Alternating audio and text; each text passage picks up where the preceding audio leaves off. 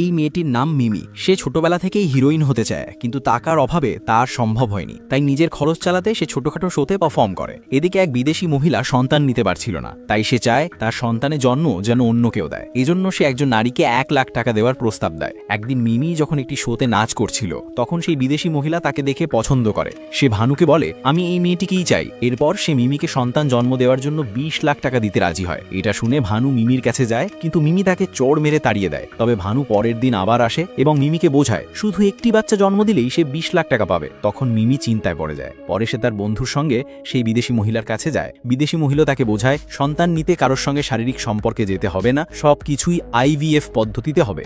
IVF প্রক্রিয়া শেষ হলে সেই বিদেশি মহিলা কিছু টাকা অগ্রিম দিয়ে নিজ দেশে ফিরে যায়। এরপর মিমি পরিবারের চোখ এড়িয়ে তার বন্ধুর বাড়িতে থাকতে শুরু করে। 6 মাস পর যখন সেই বিদেশি মহিলা আবার আসে, তখন একটি রিপোর্টে জানা যায় গর্ভস্থ শিশুটি মানসিকভাবে দুর্বল হতে পারে। এই কথা শুনে সেই মহিলা শিশুটি নিতে অস্বীকৃতি জানায়।